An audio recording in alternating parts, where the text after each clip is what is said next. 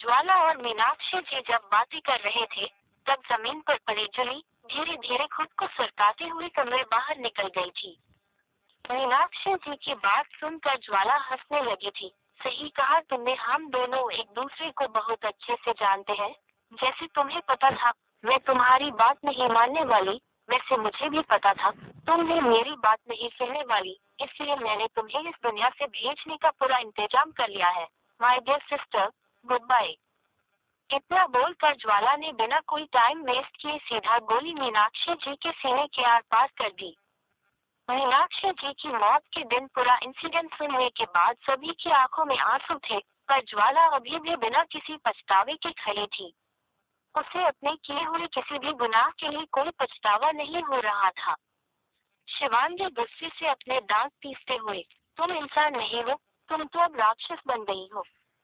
शिवांगी की बात सुनकर लूसिफर जोर जोर हंसने लगी। सही कहा तुमने, वैसे भी इंसान बहुत कमजोर होते हैं, इमोशंस में बढ़ जाते हैं और अपना ही नुकसान कर लेते हैं। मुझे कमजोर होना बिल्कुल पसंद नहीं है, तो ठीक है, मैं राक्षसी हूँ तो। आर्य अपने आंसू पोंछ कर, you are such a cruel hearted woman.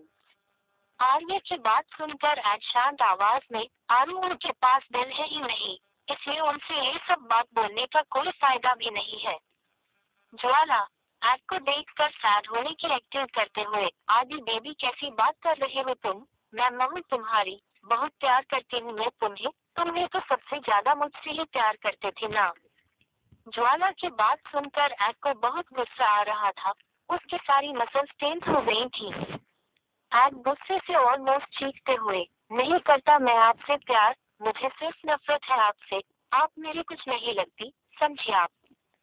Add के यूं इस तरह चिल्लाने से ज्वाला को भी गुस्सा आ गया था।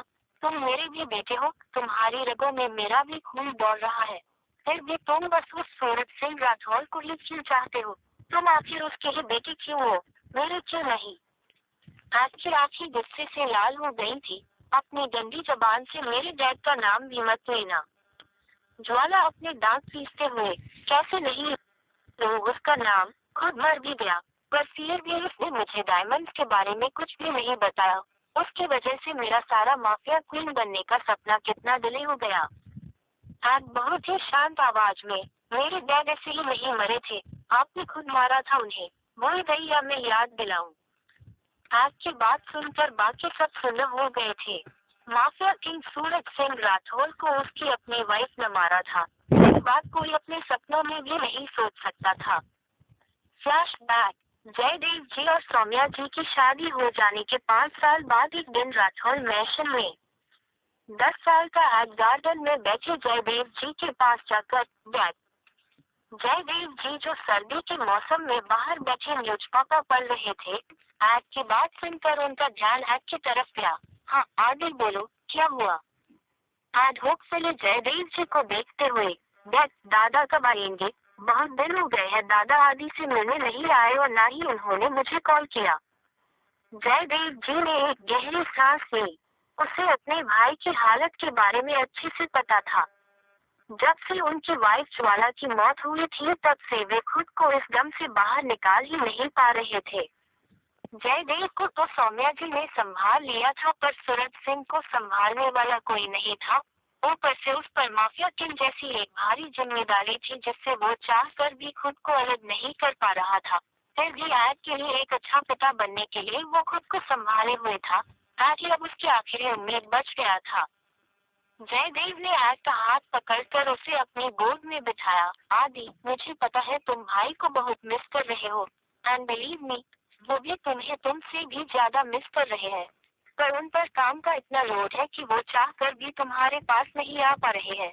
लेकिन तुम देखना, वो जल्दी से अपना सारा काम खत्म करके तुमसे मिलने जरूर आएंगे। ऐड ने धीरे से हाँ में अपना सिर हिलाया। ओके, आदिल वेट करेगा। जयदेव जी ऐड के बाल सहलाते हुए, गुड बॉय, वैसे तुम्हारे सारे भाई बहन कहाँ हैं? ऐड कुछ बोलने ही वाला था, उससे पहले ही योगी दौड़ते हुए उन लोगों के पास आया। आदिल भाई।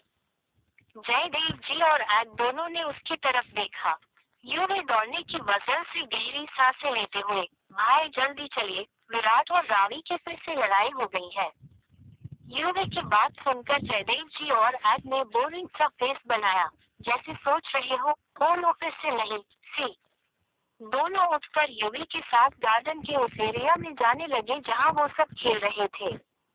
रावी जो अभी विराट के बाल पकड़कर उन्हें खींच रही थी, उसने जैसे ही जयदेव जी को आता देखा तो उसके बाल छोड़कर जोर जोर से रोने की एक्टिंग करने लगी। रावी के रोने की आवाज सुनकर जयदेव जी तुरंत उसकी तरफ दौड़े और उसे गोद में उठा लिया। क्या हुआ प्रिंसेस, तुम क्यों रो रही हो, किसी ने कुछ कहा तुमसे? जयदेव जी बाकी बच्चों को आंखें दिखाते हुए, तुम में से किसने मेरी प्रिंसेस को रुलाया?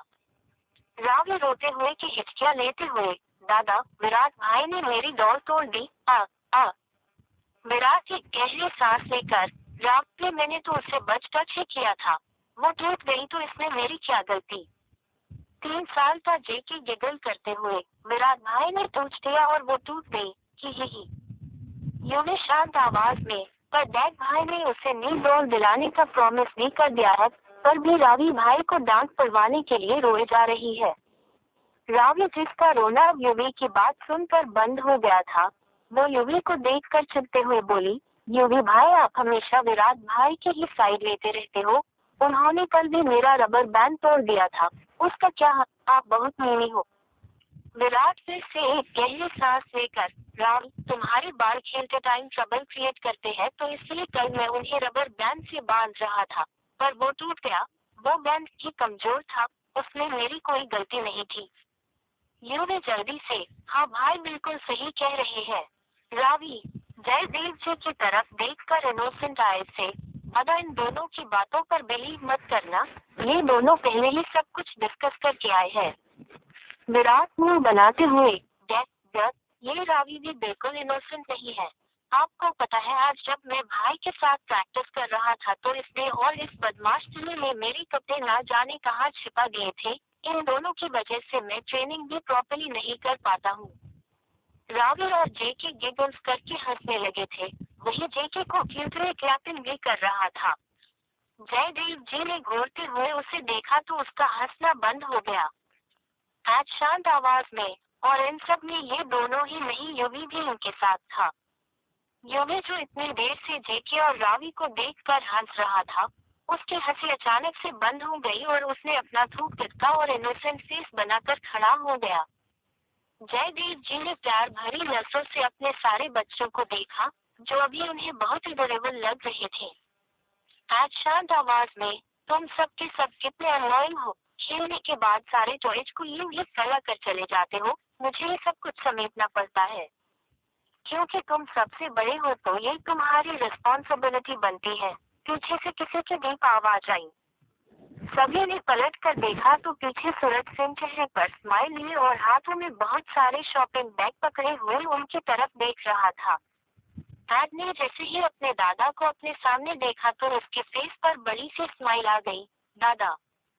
एड दौड़ कर गया और सूरज जी के कमर के लिप्स गया। उसकी हाइट अभी छोटी थी तो वो सूरज जी की कमर तक ही आ पाता था। सूरज जी ने भी शॉपिंग बैग को नीचे रखा और झुककर एड को कसकर गले से लगाया। अब उनके लिए एड ही उनके जीने की आखिरी वजह बचा था। आदि। एड की आंखों में आंसू आ गए थे। I miss you so much दादा। सूरज सिंह जी स्माइल करते हुए, I miss you too baby. कुछ देर तक उन्हें गले लगे रहने के बाद सूरज सिंह जी और एड ने हग ब्रेक किया। अब जाकर सूरज सिंह जी की नजरें बाकी बच्चों पर गई जिसमें से रावी और जेके उन्हें पाउट करते हुए देख रहे थे, वही युवी और विराट के फेस पर एक बड़ी सी स्माइल थी। सूरज सिंह जी रावी को जयदेव जी के गोद में लेकर, क्या हुआ प्रिंसेस, तुम्हारा मुंह इतना फुला हुआ क्यों है? फिर सूरज सिंह जी ने जेके को देखा, और तुम्हारा भी लिटिल मास्टर। रावी पाउट करते हुए, बड़े पापा आप बहुत गंदे हो, आप हर बार अपना प्रॉमिस भूल जाते हो। ये सुनकर सूरज सिंह जी के फेस पर एक छोटी सी स्माइल आ गई थी, पर फिर भी वो शॉक होने की एक्टिंग करते हुए, अब मैंने क्या गलती कर दी प्रिंसेस? रावी के कुछ बोलने से पहले ही जेके पाउट करते हुए, बड़े पापा आप हमारे लिए चॉकलेट नहीं लाए। रावी भी पाउट करते हुए, और आप फिर से हमें इतने दिनों के लिए अकेला छोड़कर चले गए। सूरज सिंह जी फिर से सरप्राइज होने की एक्टिंग करते हुए, किसने कहा, मैं तुम सबके लिए चॉकलेट नहीं लाया हूँ। इतना बोलकर उन्होंने उन बाइक्स की तरफ इशारा किया। उन इतने सारे बाइक्स को देखकर यूवी, जेके और रावी की आंखें चमक उठी।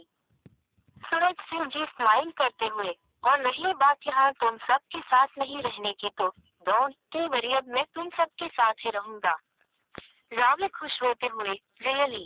सूरज सिंह जी उसके चबी चीक्स पर किस करके, रियली? अब तुम जाओ और अपनी चॉकलेट एंजॉय करो, वरना वे तीनों तुम्हारी सारी चॉकलेट खा जाएंगे। रावी कंफ्यूज होते हुए, हाँ। उसने पलट कर देखा तो यूवी, विराट और जेके सारे बाइक से उठाकर भाग रहे थे। रावी चिल्लाते हुए, आप बड़े पापा मुझे नीचे उतारो। सूरज सिंह जी ने रावी को नीचे उतारा तो वो भी अपने भाइयों के पीछे भागने लगी। बच्चों को यूं हंसता खेलता देखकर सूरज सिंह जी के फेस पर बड़ी ही सुकून भरी स्माइल थी।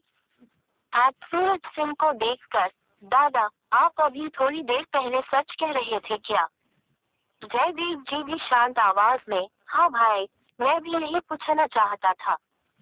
सूरज सिंह जी शांत आवाज में, बैठकर बातें करते हैं। इसके बाद वो तीनों गार्डन के बीच रखी चेयर पर बैठ गए।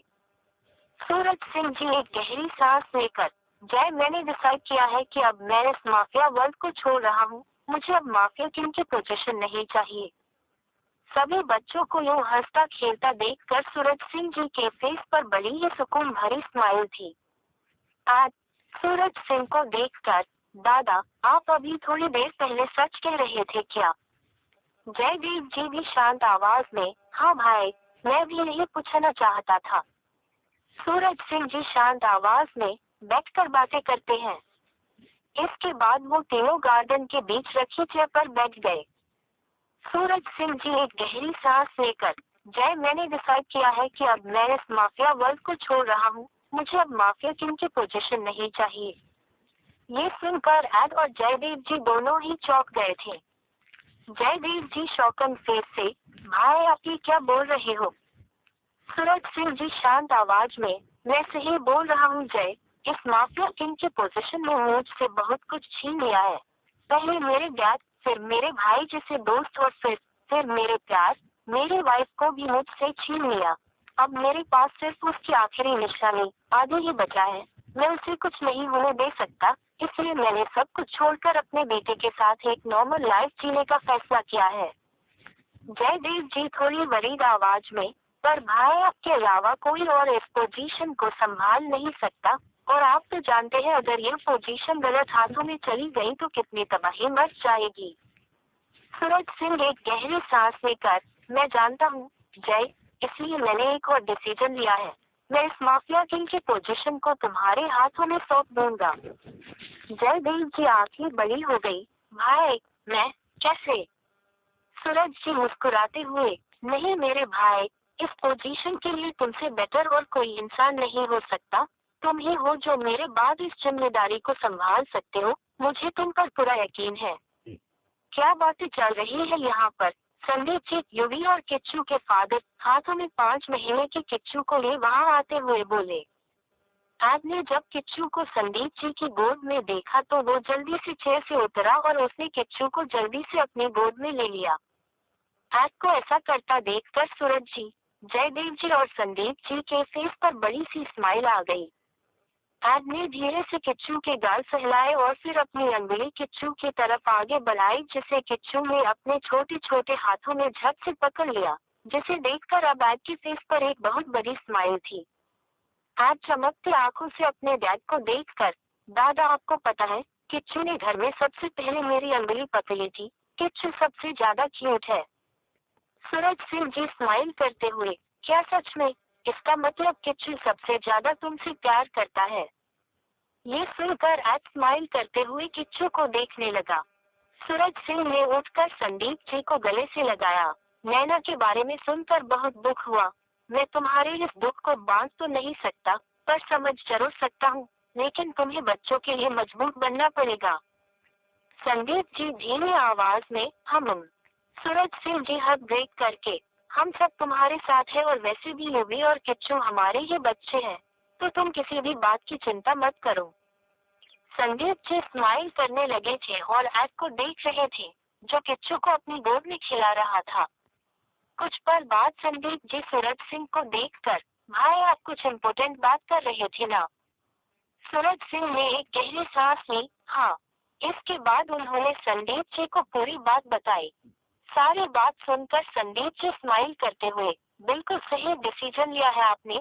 आदि वैसे भी आपको बहुत मिस करता है, और जय देव सब अच्छे से संभाल ही लेगा। अब तो आपको हम सब फैमिली वालों के साथ टाइम बिताना चाहिए। सूरज सिंह जी स्माइल करते हुए, मैं भी यही सोच रहा था। वही घर के अंदर सौम्या जी पीछे के दरवाजे से फुल ब्लैक ड्रेस पहने हुए और चेहरे को अच्छे से मास्क से कवर किए हुए लूसिफर को घर के अंदर एंटर करवा रही थी। सौम्या जी धीमी आवाज में, तुम्हें जो ढूंढना है जल्दी ही ढूंढ लो, अगर वो सूरज सिंह आ गया तो प्रॉब्लम हो जाएगी।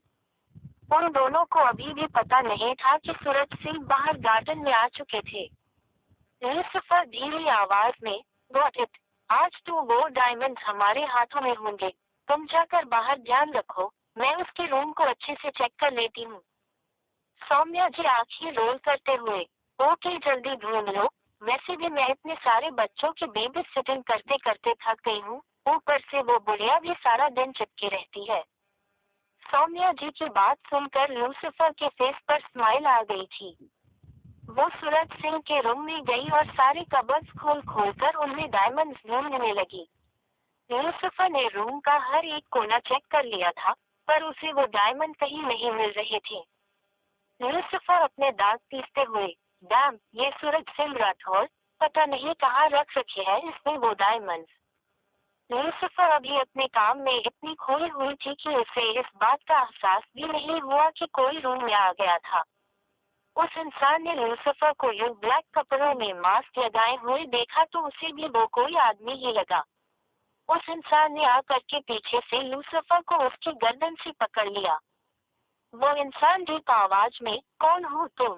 लूसिफर अचानक से इतना सब कुछ हो जाने की वजह से घबरा गई थी। ऊपर से उसने जब इस डीप आवाज को सुना तो उसकी आंखें बड़ी हो गई। सूरज सूरज सिंह जी एक बार फिर से अपनी पकड़ मजबूत करते हुए, कौन हो तुम? किस गैंग के लिए काम करते हो?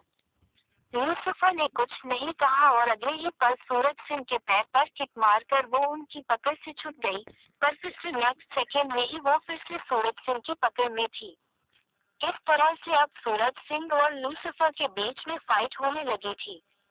लूसिफर बार बार किक या पंच मार कर खुद को छूटा रही थी, वही सूरज सिंह बहुत आसानी से बार बार उसे पकड़ ही लेता था। कुछ देर यूं ही एक दूसरे से फाइट करते हुए वो दोनों ही एक्सीडेंटली बैट पर गिर पड़े और सूरज सिंह ने जल्दी से लूसिफर के हाथों को बैट से पिन कर दिया। अब जाकर सूरज सिंह ने लूसिफर की आंखें देखी, जिन्हें देखते ही उसकी दुनिया रुक सी गई। वही लूसिफर का दिल बहुत जोर जोर से धड़कने लगा था। सूरज सिंह को अपनी आंखों पर यकीन नहीं हो रहा था। ये आंखें, ज्वाला। लूसिफर की आंखें बड़ी हो गई थी। वो किसी भी कीमत पर अपने जिंदा होने का राज सबके सामने नहीं आने दे सकती थी। इसलिए वो बहुत रेसिस्ट करते हुए उठने की कोशिश कर रही थी, पर सूरज सिंह ने अपनी पूरी बॉडी से उसे कवर कर रखा था। वही सूरज सिंह अब इन आंखों में खो गया था। वो कभी भी इन आंखों को पहचानने में गलती नहीं कर सकता था। इन आंखों में उसने अपनी पूरी दुनिया देखी थी। ये जिस इंसान की आंखें थी, उसे उसने सबसे ज्यादा प्यार किया था। सूरज सिंह जी अपने माइंड में, यह मेरी ज्वाला ही है, नहीं मैं उसे पहचानने में धोखा नहीं खा सकता। अगले ही पल लूसिफर के चेहरे से उसका मास्क खींचकर हटा दिया गया। ज्वाला की आंखें बड़ी हो गई, पर सूरज सिंह की आंखों में आंसू आ गए थे। लव, सूरज सिंह ने सब कुछ भूलकर ज्वाला को अपने गले से लगा लिया। आज उन्हें ऐसा लग रहा था मानो उन्हें उनकी सांसें वापस मिल गई हो। ज्वाला जिसे अभी ये सूरज सिंह के टच से घिन हो रही थी, वो उनके फेस पर पंच मारते हुए उन्हें खुद से दूर करने की कोशिश कर रही थी, पर सूरज सिंह उसे छोड़ने नहीं रहा था। छोड़ो मुझे, ये लूसिफर सूरज सिंह को दूर करते हुए बोली, पर अगले ही पल सूरज सिंह ने अपने लिप्स ज्वाला के लिप्स पर रखे और उसे बहुत ही डीपली और अग्रेसिवली, पूरे पैशन के साथ किस करने लगा। लूसिफर की आंखों से अब आंसू बहने लगे थे, वहीं सूरज सिंह की आंखें भी नम थी। आज उसे अपना प्यार फिर से मिल गया था, इसलिए वो अभी कुछ भी सोच समझ नहीं पा रहा था। उसके माइंड ने काम करना बंद कर दिया था। सूरज सिंह राठौर। लूसीफर ने बहुत मुश्किल से किस ब्रेक किया और सूरज सिंह की गाल पर एक बहुत जोरदार थप्पड़ जड़ दिया। इस थप्पड़ के बाद शायद सूरज सिंह को होश आया। उन्होंने लूसीफर की तरफ देखा जो गुस्से से लाल होकर गहरी सांसें लेते हुए उसे देख रही थी। सूरज सिंह ने जल्दी से लूसीफर का हाथ पकड़ लिया। लव, तुम जिंदा हो। थैंक गॉड तुम जिंदा हो। I am so happy. Lucifer गुस्से से उसे धक्का देते हुए, छोड़ो मुझे, मेरे पास आने की कोशिश भी मत करना। सूरज सिंह थोड़ा चौंक कर, लव तुम ये क्या कह रही हो? मैं हूँ तुम्हारा सूरज, तुम मुझे यूं खुद से दूर क्यों कर रही हो? और सबसे बड़ी बात, अगर तुम जिंदा थी तो तुम मेरे पास क्यों नहीं आई? ज्वाला जल्दी से बैग पर से उठी। क्योंकि मुझे नहीं रहना तुम्हारे साथ, मैं नफरत करती हूँ तुमसे, सिर्फ नफरत। सूरज सिंह को अपने कानों पर यकीन ही नहीं हो रहा था। जिस इंसान को उसने अपने लाइफ में सबसे ज्यादा चाहा था, अभी वो उससे यह बात बोल रही थी। सूरज सिंह सॉफ्ट आवाज में, लव क्या हुआ? मुझसे कोई गलती हो गई है क्या? तुम ऐसी बातें क्यों कर रही हो? इतना बोलकर उन्होंने ज्वाला का हाथ पकड़ने की कोशिश करी, पर उसने झटक कर उनका हाथ दूर कर दिया। सूरज सिंह को अब अपने दिल में बहुत दर्द होने लगा था। लव तुम ऐसा क्यों कर रही हो? प्लीज बताओ मुझे, मेरे बारे में नहीं तो कम से कम आदि के बारे में तो सोचो। तुम्हें पता है उसने कैसे तुम्हारे जाने के बाद खुद को संभाला है। लूसीफर गुस्से से, मुझे तुमसे और तुम्हारे बेटे से कोई मतलब नहीं है। मैं यहाँ अपनी ये जरूरी चीज लेने आई थी जो मुझे नहीं मिल रही है, बस। सूरज सिंह का दिल अभी भी इन सब बातों को मानने के लिए तैयार नहीं था। क्या चाहिए तुम्हें लव? तुम जो बोलोगी मैं वो सब तुम्हें ला कर दूंगा। तुम बस डिमांड करो, पर प्लीज मुझे और आदि को छोड़कर मत जाओ। ज्वाला के फेस पर स्मित आ गया, मैं जो बोलूंगी वो ला कर दोगे? सूरज सिंह की आंखें खौफ से चमक गई। यस। ज्वाला स्मित करते हुए, तो फिर ठीक है, मुझे वो डायमंड्स चाहिए जिनके पीछे सारे माफिया गैंग पड़े हैं। सूरज सिंह ये सुनकर अपनी जगह जम गया। उसे समझ नहीं आ रहा था आखिर उसकी वाइफ जो उससे इतना प्यार करती थी, वो अचानक से ऐसा बिहेव क्यों कर रही थी। उन डायमंड्स का जिक्र हो जाने की वजह से सूरज सिंह बहुत सीरियस हो गया था। तुम्हें वो डायमंड्स क्यों चाहिए? ज्वाला हंसते हुए, सूरज सिंह राठौर, तुम्हें माफिया किंग किसने बना दिया है? इतनी सी बात समझ नहीं आ रही है क्या तुम्हें? मुझे वो डायमंड्स चाहिए ताकि मेरे पास सबसे ज्यादा पावर हो, मेरी पोजीशन इस माफिया वर्ल्ड में नंबर 1 की हो। सूरज सिंह का दिल टुकड़ों में टूट गया था। वो अभी एक जिंदा लाश की तरह खड़ा अपनी वाइफ के मुंह से ये सब बातें सुन रहा था, पर तभी उसके कान में एक और आवाज गूंजी, मम्मा।